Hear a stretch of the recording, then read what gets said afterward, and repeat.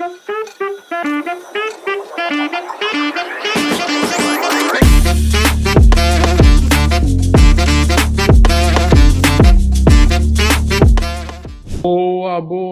noite, pessoal! Meus queridos, começando mais um episódio do Bible Responde. Hoje temos um pack de perguntas super especial aqui. Meu Deus do céu, tenho até medo dessas perguntas. Do meu lado aqui, diretamente dos estúdios intergalácticos de Alpharetta, Estados Unidos, Mr. Joel Santos, amante da teologia bíblica. E aí, Joel, tudo bem? Tudo bem, Daniel? Estamos aqui de Alpharetta, tá? Não esquece o nome da nossa cidade querida aqui da Geórgia, Alpharetta. Estamos aqui, né, juntamente com todos os ouvintes no mundo todo que estão nos ouvindo aqui no Bible Respondes. De novo, né? Temos perguntas existenciais, esperamos que as pessoas possam fazer mais perguntas para que podemos ver.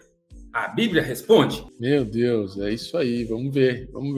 E eu aqui, que vos falo, Mr. Daniel Macedo, diretamente de Summer City, Brasil. Summer City, não esqueça o nome da cidade, hein? Como diz o Joel. Joel. Gente, temos perguntas aqui existenciais.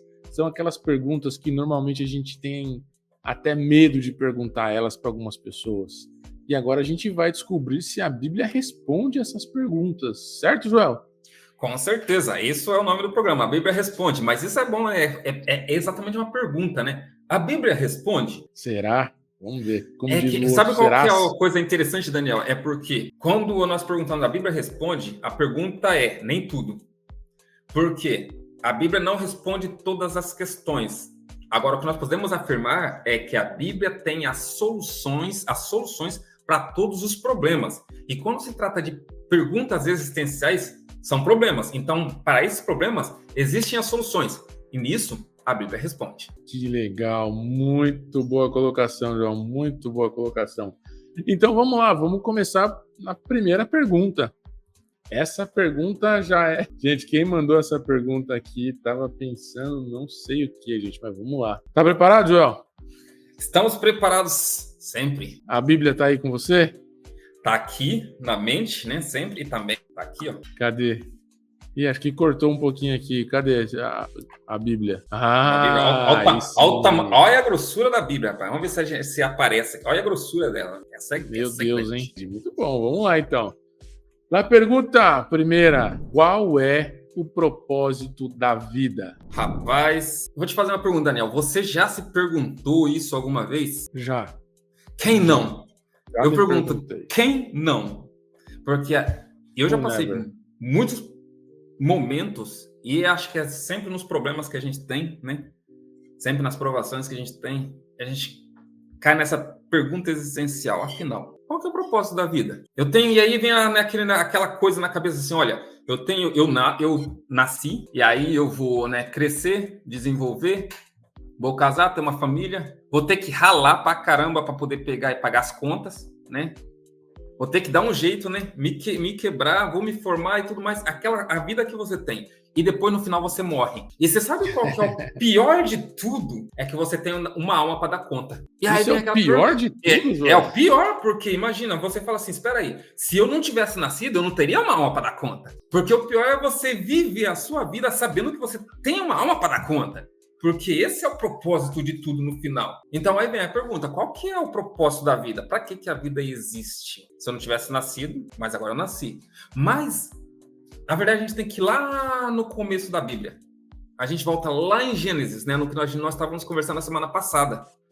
E nós vemos qual é o propósito da vida ali em Gênesis. Quando Deus criou o homem. Na verdade, a vida não é só o homem. Deus criou tudo, né? E tudo tem vida. Deus colocou vida em tudo, nos animais, nas plantas, Deus colocou vida no homem. Tudo com um propósito. E o propósito que Deus criou, na verdade, quando Deus criou o homem, tinha um propósito. Ele falou assim para o homem, ó, eu vou criar o homem, vou colocar no jardim para que tudo seja perfeito, para que eu tenha comunhão com ele, para que eu converse com ele. Então, o propósito da vida é termos comunhão com Deus. Isso foi o que ele mostrou ali no começo. Ele passava, ele conversava com o homem, né? Aquela coisa de eu bater papo. Eu tenho um amigo aqui, ó. E aí, Adão, como que você tá? Como foi hoje? Claro que Deus sabe de tudo, ele não precisava perguntar. Mas é aquele contato que Deus sempre quis ter com o homem. E a gente vê no decorrer da Bíblia, em tudo quando a gente está lendo, ele sempre quis ter esse contato com o homem. Só que agora vem o homem e faz o quê? Peca, quebra esse contato. E é interessante que nós podemos ver em Isaías 43:7, todos podem abrir a Bíblia aí e conferir. Isaías 43:7 está escrito assim: a todos os que são chamados pelo meu nome, e os que criei para a minha glória, eu os formei. Sim, eu os fiz. Deus formou para a glória dele. Deus fez e fez tudo para a glória dele.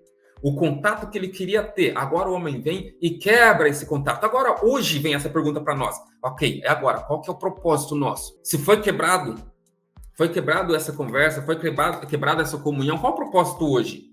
O propósito hoje é voltar a ter a comunhão com ele, porque a partir do momento que Adão pecou, todos nós pecamos, isso é bíblico. E quando nós pecamos agora, quando nós já nascemos o quê? Separados de Deus. Nós já nascemos separados de Deus. Agora o propósito da nossa vida é voltarmos a ele. E agora é interessante que Eclesiastes, né, Salomão escrevendo Eclesiastes no capítulo 12, no versículo 13, ele falou assim, ó: vamos agora ouvir, isso aqui é trazendo do original, está escrito assim: vamos agora ouvir a conclusão de toda essa discussão, de todo esse problema. Porque ele está ali falando sobre a existência do homem, sobre o problema existencial da vida. E ele fala assim, ó: a conclusão de tudo agora é uma coisa. Primeiro, teme a Deus. E é o que Deus criou o homem no princípio, foi isso. Ele deu um mandamento para o homem. Ele falou assim, ó, tá vendo tá vendo aquela árvore no meio do jardim ali? Não come. Então é para o homem fazer o quê? Obedecer. Tem o temor de Deus, e ele fala assim, ele continua: mantenha os seus mandamentos. Salomão escrevendo, ele fala: teme a Deus primeiro. Então você teme, agora você mantenha os mandamentos. Quando fala guardar, é de guardar no coração, não é de colocar num lugar ali e deixar. Não é aquela coisa que a gente fala: vou guardar esse mouse aqui ali, ó, na estante, vou deixar lá. Não, é manter. É esse guardar, é guardar de manter. Mantenha os seus mandamentos, pois esse é o dever de todo homem. Quando fala esse dever, é uma coisa de que você tem uma coisa para você fazer. Você tem um trabalho para você fazer. Você tem uma obra para você fazer. Ou seja, isso é esse dever. Não é falar assim que você deve fazer isso. Não, é assim, ó, é um compromisso que você tem. É um compromisso. E, na verdade, é interessante que na nossa Bíblia portuguesa fala assim: é o dever de todo homem. Sendo que no original fala assim: esse é todo o dever do homem. Ou seja, tudo que o homem tem que fazer. Você vê? Essa é a realidade, na verdade. Não é assim, não é o dever de todo homem, é todo o dever do homem. Ou seja, qual que é o dever do homem na vida dele? É esse. É só isso. Temer a Deus e guardar seus mandamentos. Esse é o propósito da vida. Rapaz, agora me diz uma outra coisa, uma curiosidade aqui. Isso pode ser que algumas pessoas se perguntem. Quando a gente fala qual é o propósito da vida, tem muitas pessoas que atrelam esse propósito ao que faz na vida. Por exemplo, profissional. Qual que é o meu propósito? Com o que eu vou viver? O que eu vou fazer na vida enquanto eu estou vivendo aqui? Por exemplo, tem pessoas que acham que o propósito dela na vida é pregar a palavra de Deus. Outros acham que é ser um engenheiro. Outros ser uma dona de casa, uma mãe, e por aí vai. Esse propósito da vida que a gente está falando aqui é um contexto diferente, certo? Sim ou não? Sim, porque o que nós estamos falando aqui, ó, é o propósito que Deus colocou para o homem, em geral. A partir daí, todos os outros propósitos passam a ser pessoal. Entendeu? Então, nós estamos aqui falando um propósito do homem. Quando nós estamos falando do homem, né, muita gente fala: é só do homem, não é da mulher. Não. Quando fala do homem, está falando ser humano, ser né? humano. Então, o propósito da vida do ser humano é esse: temer a Deus e manter os seus mandamentos. Agora, o resto é pessoal. Cada um tem um propósito pessoal na vida que Deus dá para cada pessoa, de acordo com cada um. Muito bom, muito bom.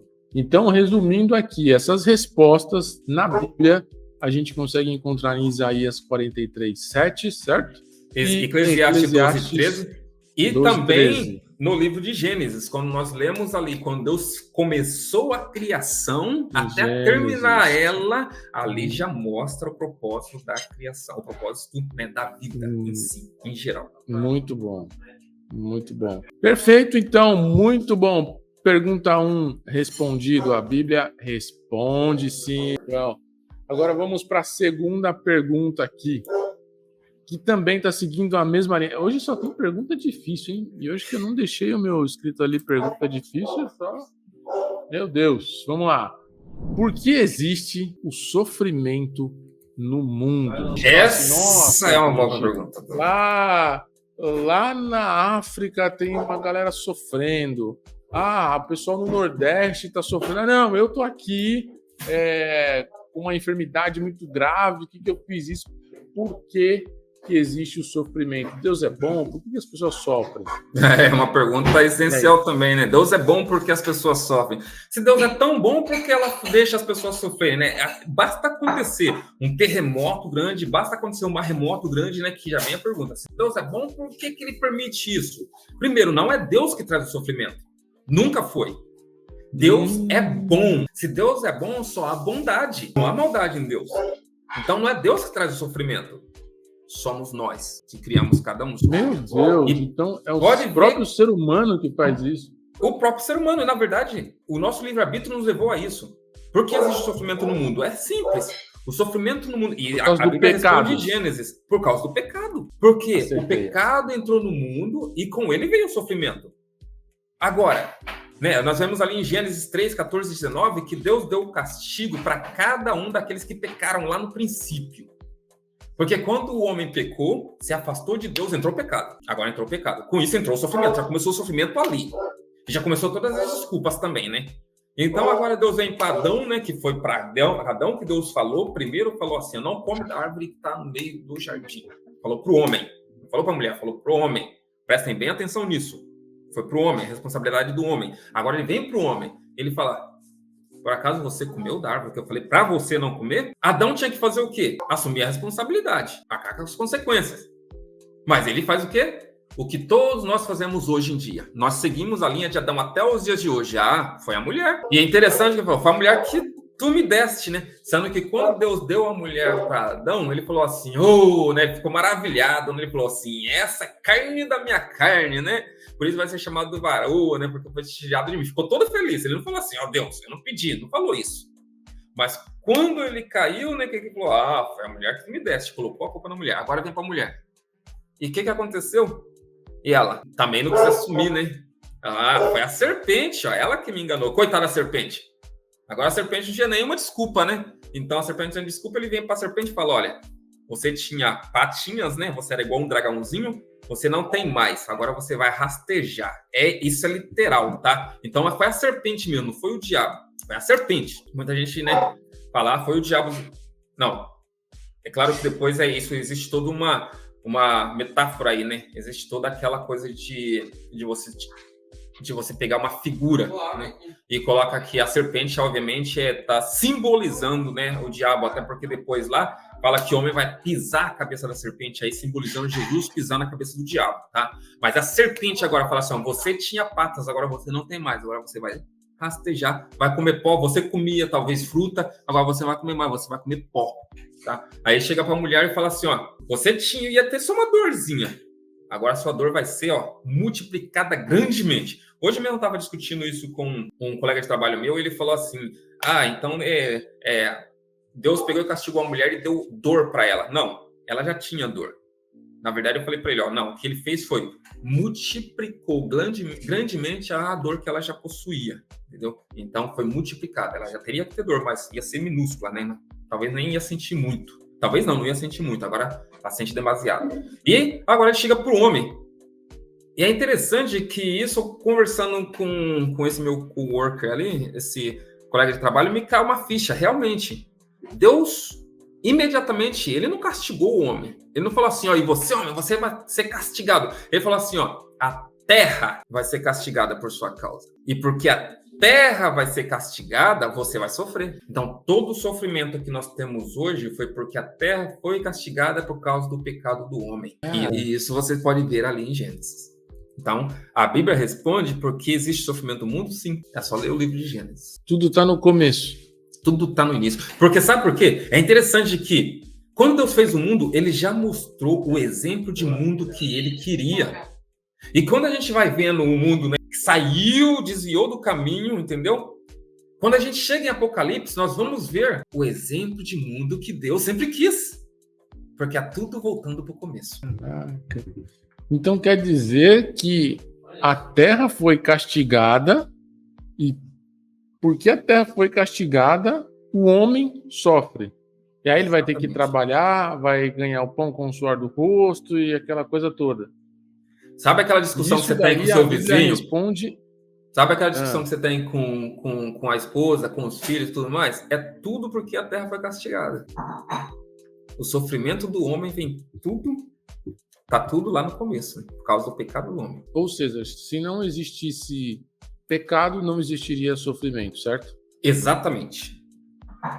Meu Deus. Não tenho nem o que falar, fica sem palavras aqui. Muito bom, meus queridos. Vamos para a próxima pergunta. Pergunta número 3.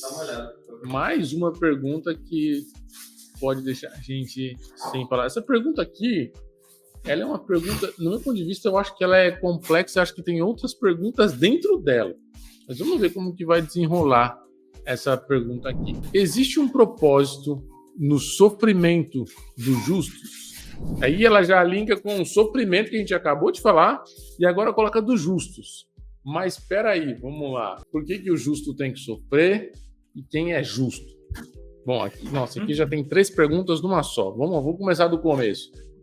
Existe um propósito no sofrimento dos justos? Vamos lá.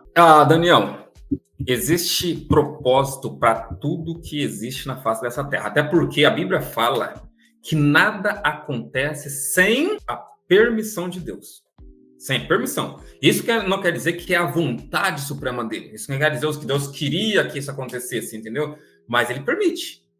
Entendeu? Tipo, uma pessoa vai lá e se mata. Pega uma arma e dá um tiro na cabeça, se mata. E aí as pessoas vão falar, mas Deus permitiu? Sim.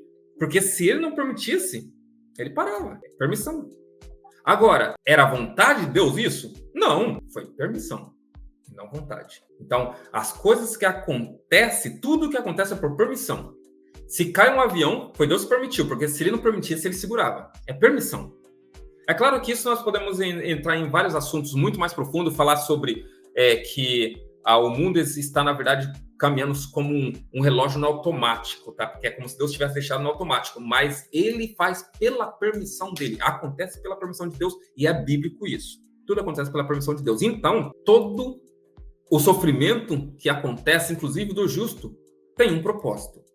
E você sabe qual que é interessante? Que muitas das vezes o propósito ele é pessoal para aquela pessoa. Ele vai passar por aquele sofrimento porque ela precisa. Ou talvez por uma consequência, ou qualquer coisa assim do gênero. Obviamente, a gente já parte do princípio que o sofrimento acontece por causa do pecado. Então, partindo desse pressuposto, o justo ele está também infiltrado dentro do mundo e ele acaba sofrendo.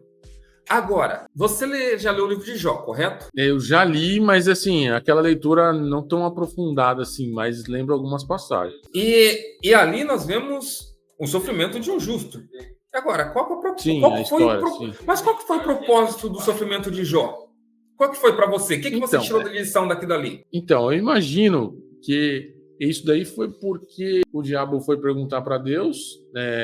Deus perguntou para o diabo, falou: você viu meu servo Jó, que é justo, é correto e tudo mais? Ele falou: não, mas espera aí.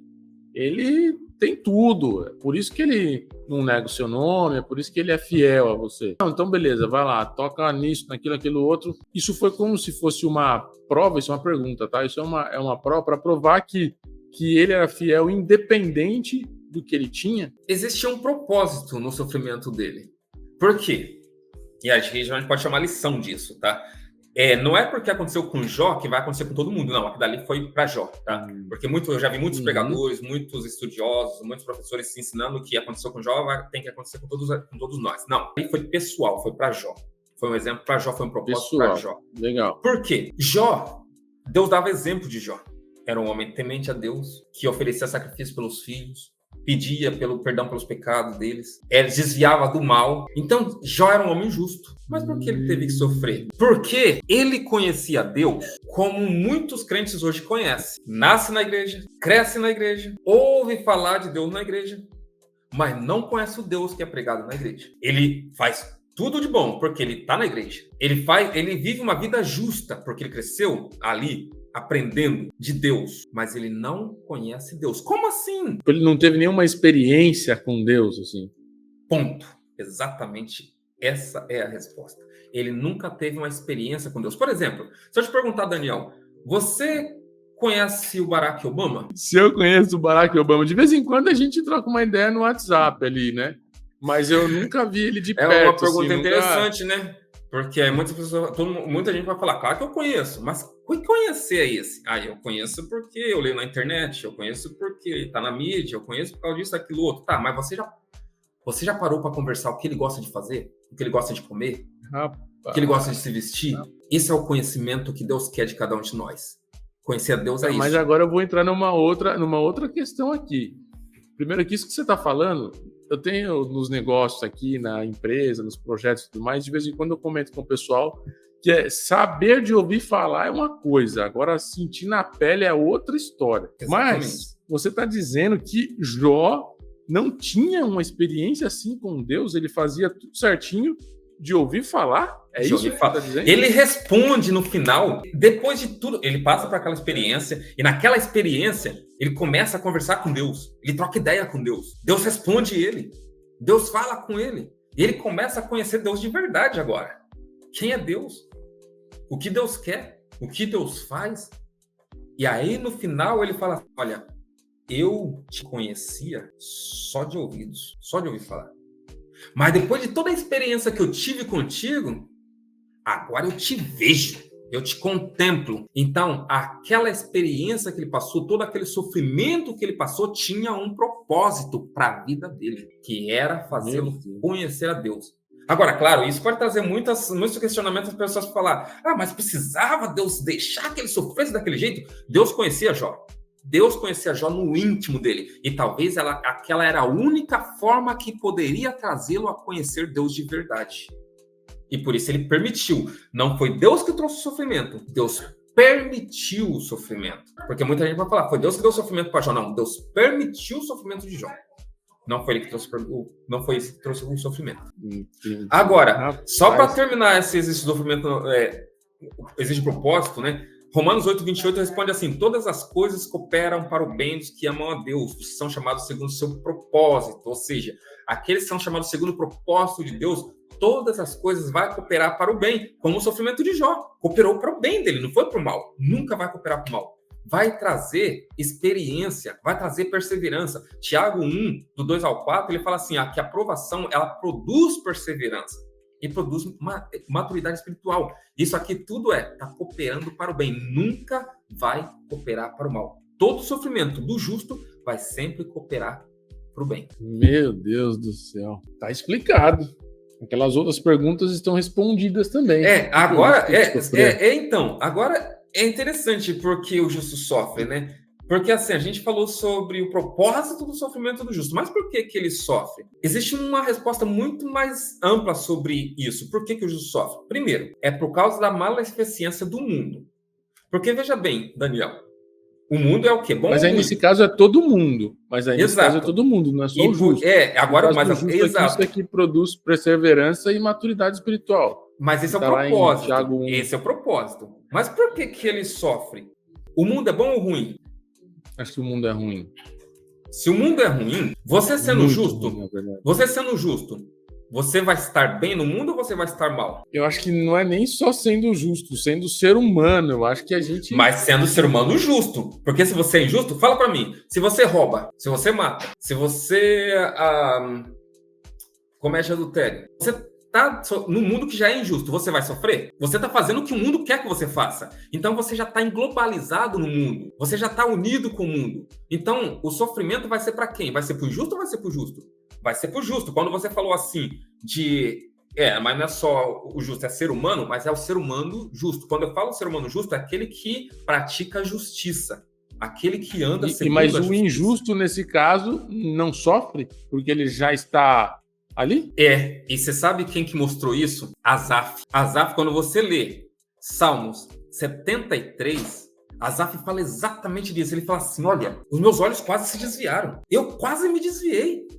Porque eu comecei a olhar para o mundo e eu percebi que os ímpios, eles não passam o que eu passo. Eles só as coisas boas que acontecem para eles. Eles têm dinheiro, eles têm saúde, mas eles são injustos. E ele falou assim, e quando eu parei para ver, eu falei assim, espera aí, do que me adianta viver justamente? Do que adianta viver na justiça? Do que adianta fazer coisas boas? Ele falou assim, eu quase me desviei e quase parei no meio do caminho. Ele estava ali se deparando com uma pergunta existencial. Ele falou assim, por que o justo sofre e os ímpios não? Só que aí ele começa a ver exatamente isso. Ele falou assim, olha, eu parei para olhar e vi qual que é o final da vida deles. Eles estão vivendo num mundo injusto. E por isso eles estão vivendo do que o mundo está dando para eles, que é o quê? A justiça do mundo, que é a injustiça. Então eles estão ali já unidos, como então está vivendo bem. De acordo com o que eles têm que ver aqui no mundo. Enquanto o justo, ele é ao contrário do mundo, ele é na contramão do mundo. Então ele está sofrendo enquanto ele está no mundo. Mas aí depois, no final, eu recebo a justiça que vem de cima. Enquanto ele vai receber a injustiça, porque ele já colheu a justiça do mundo, que é a injustiça de Deus. Então, mas vamos lá então, vamos aprofundar mais nessa pergunta. Qual que é a definição de sofrimento nesse caso? O que é sofrimento? Exemplo, o justo pode sofrer ansiedade porque ele está vendo e vivendo num mundo injusto. Aí ele fica louco da vida, fala, não acredito, o cara vai lá, roubou a moto do outra pessoa que está andando ali na cidade de Santo André e tal, roubou a moto. Isso é uma coisa, e ele fica indignado com isso. Isso é um tipo de sofrimento. Agora, a pessoa está normal e aí ela tem um câncer, por exemplo, uma enfermidade grave. Qual sofrimento a gente está falando aqui? Agora você entrou em um ponto que eu queria colocar nessa questão aqui ainda, que é a questão de que que Jesus, na verdade, citou em Mateus 5, no versículo 45, parte B. Ele falou assim, olha, porque ele quem Deus faz raiar o seu sol sobre maus e sobre bons. Derrama chuva sobre justos e injustos. Sabe aquela frase, o sol nasce para todos? Esse é o ponto. Nesse ponto aí nós estamos falando o que então? Que esse mal terreno pode acontecer sobre todos. E vai acontecer sobre todos, justos e injustos. Porque todos estão vivendo aqui. E essa é uma pergunta, inclusive, que muitos crentes falam assim, espera aí, por que eu estou sofrendo se eu estou fazendo o que Deus quer? Porque você está vivendo nesse mundo. E a chuva cai sobre o justo, vai cair sobre o injusto. O sol vai nascer para todos. As coisas vão acontecer com todos. A morte vem para todos. Um acidente pode acontecer com todos. Só que sabe qual que é a diferença? A diferença é que nós confiamos em um Deus que tudo pode. E que todas as coisas estão na mão deles, inclusive a salvação nossa aqui na Terra. Desse sofrimento. Agora, o que nós estamos falando aqui é o sofrimento de justiça e injustiça. Porque isso nós estamos falando. Por que o justo sofre? Ele sofre a injustiça que existe no mundo. Enquanto o injusto não sofre essa injustiça porque ele já vive na injustiça. É basicamente você pegar um óleo e misturar com outro óleo. É óleo. Tudo é óleo. Se você pegar o óleo frio e misturar com o óleo quente, é tudo óleo. Só vai fazer uma mistura que já existe. Agora, se você pegar água e tentar misturar com óleo, não vai dar certo. Isso é a questão do justo e do injusto vivendo no mundo. Boa comparação. Muito boa comparação. Então, isso aí agora ficou muito claro. O tipo de sofrimento que nós estamos falando aqui. É um sofrimento que tá passível para qualquer pessoa, para qualquer ser humano. Só nasceu para todos. Exato. Aí é até interessante que aí, nessa aí, teve a terceira pergunta sua, né? Que você falou assim, e que é justo? Quem são justos? Você quer saber? Com certeza, com certeza. Será que a Bíblia responde, Daniel? Quem são os justos? Eu te pergunto para você, você é justo? Nossa, é muito difícil falar da gente mesmo, viu, já? Isso é uma pergunta que eu falei para você antes de gravar, que você me perguntasse alguma coisa, eu ia sair pela tangente. E eu estou saindo aqui. Vamos lá. O que é ser justo? E agora eu vou te fazer outra pergunta antes de responder essa. Você é santo? Meu Deus, com certeza não. E se eu te falar que eu sou justo? E se eu te falar que eu sou santo? Vamos lá. A Bíblia responde isso? Responde. E é interessante que você sabe que muitas vezes nós falamos, não, eu não sou santo porque santo é Deus. Realmente santo é Deus. Só que Deus é santo. Não, eu não sou justo, porque justo é Deus. Deus é justo, mas nós também somos santos, porque nós somos santificados. Uma vez que nós somos santificados, nós somos chamados santos. Paulo, quando ele escrevia as igrejas, ele falava assim, aos santos da igreja que está em Éfeso, aos santos da igreja que está em outra igreja. Filadélfia, vamos colocar Filadélfia. Então, é aos santos. Quem são os santos que estão na igreja? Somos nós, porque nós somos santificados. Não quer dizer que nós não pecamos, não quer dizer que nós somos santos como Deus, não. Não podemos nem comparar. Deus é santo, mas nós somos santos, porque nós fomos santificados por Ele. E aí, eu te dei uma resposta do santo, agora vamos dar a resposta do justo. Nós fomos justificados, não quer dizer que nós somos justos como Deus é, porque a nossa justiça não se compara nem um pouco à justiça de Deus. Mas, se você abrir a sua Bíblia no livro de Romanos, capítulo 3, versículo 24, está escrito assim, ó, mas ele quem? Deus, em sua graça, porque ele nos agraciou, ele então está fazendo isso porque ele quer fazer, nos declara justos por meio de Cristo Jesus, que nos resgatou do castigo por nossos pecados, ou seja, Jesus nos justificou, e agora por isso Deus, em sua graça, ele nos considera, ou melhor, ele nos declara, não é nos considera não, ele fala assim, ó, você é justo por meio de Cristo Jesus. Então somos justos e santos. Justos e santos. Aí, quem são justos? Somos nós, que estamos em Cristo Jesus. Estamos em Cristo. Somente nós que estamos em Cristo Jesus, nós somos justos. Louvado seja Deus. Muito bom, vamos lá, partindo para a quarta pergunta, Joel. Essa quarta pergunta é a última pergunta dessa série de perguntas aqui. Você tem alguma outra consideração? Quer falar alguma coisa antes dessa pergunta? Essa pergunta Não, difícil. Pode passar para hoje essas perguntas estão brabas, hein? Como diz. Perguntas existenciais. Deus, vamos lá. Perguntas que nós temos todos os dias. Existenciais, rapaz. Vamos lá. A Bíblia responde, Joel. Deus realmente ouve nossas orações? Uma pergunta boa, Daniel. O que você acha? Isso aqui que eu vou perguntar, o que você acha? O que você acha? Eu não acho nada. Você não acha nada? Eu não acho nada. Eu não acho nada. Deus realmente ouve nossas orações? Eu vou dizer o que tá escrito. O que está escrito? Olha, fala para mim. Olha, você quer que eu falo mesmo ou você fala? Pode falar. Não, é melhor você falar. Eu não vou falar. 1 João, primeira epístola de João, no capítulo 5, no versículo 14, está escrito assim, ó, esta é a confiança que temos nele. Essa é a confiança, é isso que nós acreditamos. Isso é o que nós confiamos. Que se pedirmos alguma coisa, primeiro, se pedirmos alguma coisa, agora não tira atenção do que está entre vírgula. E o que está entre vírgulas é, segundo a sua vontade, ele nos ouve. Você prestou atenção? Se pedirmos isso alguma tem que coisa alinhado, segundo a sua vontade, ele nos ouve. Mas esse nos ouve aí, Daniel, tá querendo dizer no sentido de atender, tá? Não é sentido de ouvir com os ouvidos. Porque a resposta para a sua pergunta é, Deus realmente ouve nossas orações? Sim. Deus ouve todas as orações, por causa que ele está presente em todos os lugares e ele sabe de tudo. Ele ouve, de ouvir, de entrar nos seus ouvidos, todas as orações. Agora, se nós passamos para o segundo entendimento do ouvir, que é atender, por causa que esse versículo aí está exatamente no sentido de atender.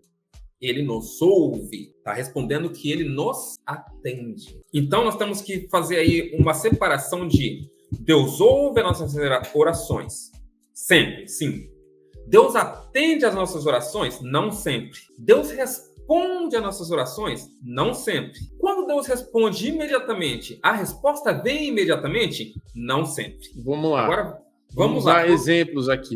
Vamos por partes. Primeiro, então, Deus atende às nossas orações quando está alinhado à sua vontade, primeiro, tá? Então, se está alinhado à sua vontade, ele vai nos atender. Agora, Deus responde às nossas orações sempre? Não, nem sempre. E às vezes ele responde quando nós temos persistência, quando nós perseveramos em pedir. Às vezes a gente quer uma coisa e Deus quer ver se a gente realmente quer. Daniel, você quer um carro? Quero. Posso querer. Não tô buscando não, mas... Mas aí eu não te dou o carro. Se você não pedir o carro, eu não vou te dar. Ou seja, você não teve persistência. Aquele querer, eu quero. Mas, tipo, se vir, veio. Se não vir, Tá bom. Então, às vezes, Deus quer ver isso em nós. Você realmente quer? É claro que ele sabe. E ele sabe o que nós precisa antes de falar, mas ele quer ouvir de nós. Você realmente quer? Quando você tem pai, certo? E quando Sim. você era criança, você pedia as coisas pro seu pai, né? E às vezes seu pai não fazia. Nossa, enchia o saco. Né? Às vezes seu pai não fazia, né? Enchia o saco dele. E aí ele já tava lá. Só que se você não pedisse de novo, ele ia ficar de boa. Melhor não pedir mesmo, que assim, né? Fácil de conta que... E o que você tinha que fazer? Você tinha que ir lá, pai.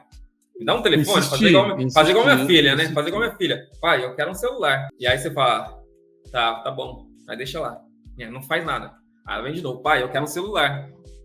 Você, tá bom. Pai, eu quero um celular, eu preciso de um celular. Tá bom. Pai, o meu celular tá quebrado. Não consigo mais falar. Não consigo mais usar. Eu quero um celular. É isso que às vezes nós precisamos fazer, porque é isso que Deus está esperando de nós. Pai, porque Deus é pai. E é isso que às vezes nós esquecemos, que Deus é pai. P maiúsculo. Deus é pai. Ele está esperando isso. Que nós, como filho, venhamos lá. Pai, eu preciso de uma libertação. E aí ele tá lá, tá bom, tô te ouvindo. Pai, eu tô precisando de uma libertação. Tá bom, eu já te ouvi. Mas nada acontece. Pai, eu tô precisando de uma libertação. O senhor não tá vendo que eu não tô conseguindo sair sozinho? O senhor não tá vendo que eu tô sofrendo? O senhor não tá vendo que eu não tô conseguindo quebrar isso? Tá bom, filho, tá aqui. Então, nós precisamos de ter persistência. E é isso que que Jesus falou em Mateus 7, do 7 ao 11. Ele fala exatamente isso, ó. Pedi, batei. Ele não falou uma vez só. Pedi, persistência. Nós precisamos ter persistência. Realmente queremos. Nós vamos lá fazendo isso. Ele falou assim, ó. Se você pedir, vai ser te dado. Se você bater, a porta vai se abrir. Só que aí muita gente, Daniel, usa isso de uma forma errada. E aí eles vêm falar assim, olha, mas eu pedi. E nada aconteceu. E mesmo Jesus falou assim, que se pedir vai acontecer. Alinhado.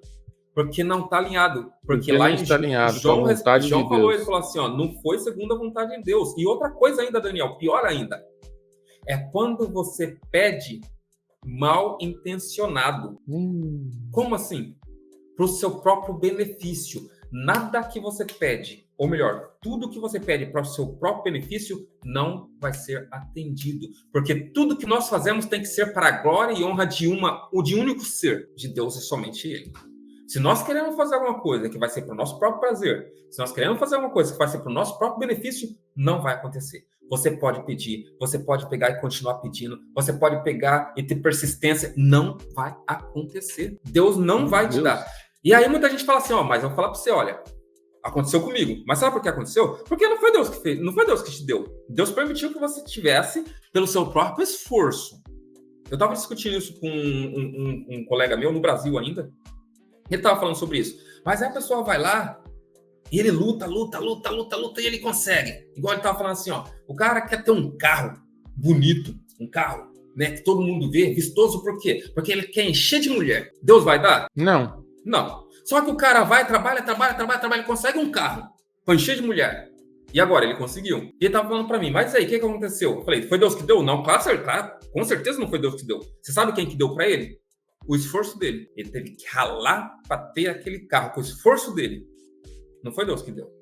Deus não dá nada para prazer pessoal. Deus dá segundo a vontade dele. Então, Tiago, ele escreveu assim, olha, se você pediu e não recebeu, é porque você pediu mal. Tá ali, inclusive, no livro de Tiago, ele continua, né, falando, no livro de Tiago, capítulo 4, né, ele fala, e se você pediu e não recebeu, é porque pediu para os vossos próprios deleites. Tiago 4:3, exatamente, tá ali. Então, essa é o pedido que Deus não dá, essa oração que Deus não atende, essa é a oração que Deus não ouve, ouvir de atendimento. E agora, para finalizar, existe também aquela oração que você ora, Deus ouve imediatamente, Deus te atende, inclusive, imediatamente, mas você recebe imediatamente. O que aconteceu agora, Daniel? Meu Deus, na hora, instantâneo. Você orou, Deus ouviu. Entrou no ouvido dele, ele te atendeu. Só que você não recebeu. O que aconteceu? Não faço ideia. O que aconteceu? Daniel responde. Daniel 10:2, ele fala assim, olha, Eu tive 3 semanas orando, 3 semanas pedindo, e nada me aconteceu por 3 semanas, 21 dias. Mas no final da 20ª... Aí o que ele fez? Ele parou de orar no começo? Não, ele fez o quê? Ele fez aquilo que o Thiago falou. Ele persistiu, ele continuou orando. Olha, ele orou o primeiro dia, segundo dia, terceiro dia, quarto dia, quinto dia, sexto dia. 21 dias ele estava ali, ó, persistindo, até receber a resposta. Ele foi a receber a resposta, Daniel, no 21º dia.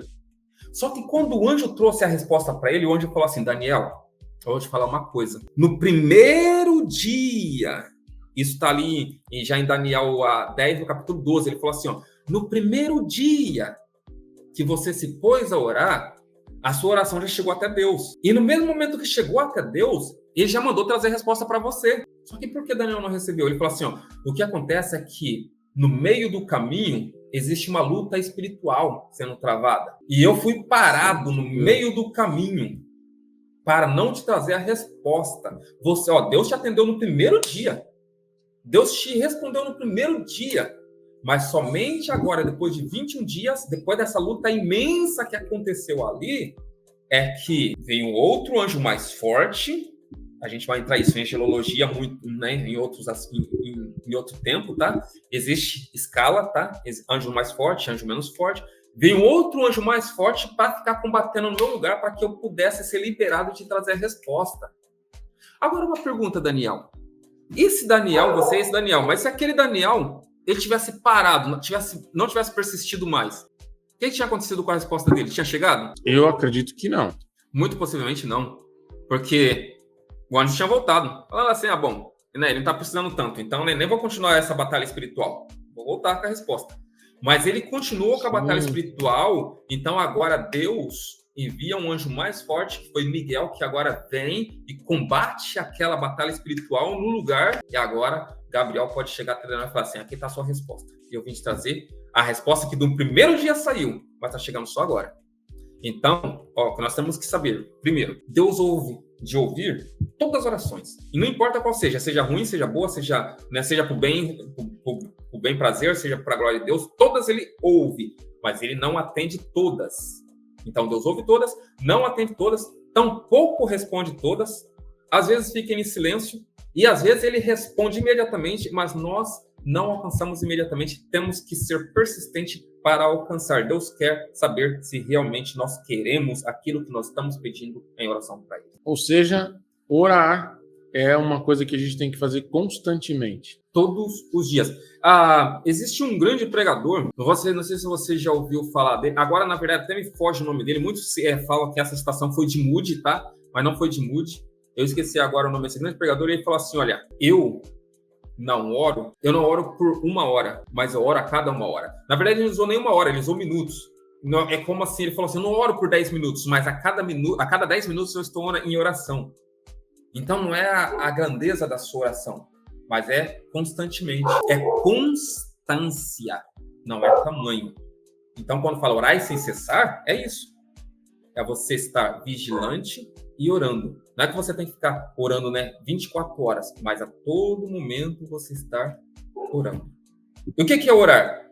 É uma conversa que você tem entre você e Deus. É isso. Muito bom, muito bom. Depois nós vamos fazer perguntas aqui sobre as orações. Os judeus têm 18 tipos de orações, se eu não me engano. Não sei se eu estou com o número certo, mas é algo em torno disso. Quando a gente entra nesse tópico. Muito bom, muito bom. Estamos caminhando para o final aqui. Essas foram as perguntas do Bible Responds. Gente, mandem suas perguntas, comentem aqui, curtam o nosso vídeo, se inscrevam no canal, ative o sininho para receber as notificações quando entrar vídeo novo. É muito importante que vocês ativem o sininho para receber notificação e não perder nada. E deixe suas perguntas, é muito importante. O Joel vê essas perguntas, prepara aí com muito carinho, com muito amor, com muita atenção aí, para poder trazer essas respostas de uma forma bem dinâmica, uma forma bem natural, né? Ele está mencionando várias passagens da Bíblia aqui, e é muito importante que incentiva a leitura bíblica, porque é ali a palavra de Deus. É muito interessante, Daniel, Certo? deixar aí que as pessoas podem deixar as perguntas, né? No próximo vídeo que as pessoas deixarem pergunta, a gente já traz a resposta para aquelas perguntas. E também nós vamos trazer aqui outros intelectuais bíblicos, tá? Os teólogos, pastores, líderes, amantes da Bíblia, para que possa também estar aí mostrando o que a Bíblia responde e também o que a Bíblia não responde. É isso aí. Muito bom, muito bom. Pessoal, tenham todos uma boa noite, fiquem com Deus, que Deus abençoe todos vocês. Mr. Joel, foi uma honra participar mais uma vez com você aqui do Bible Response. Fique com Deus, Até todos mais. vocês. Até mais. Amém. Até.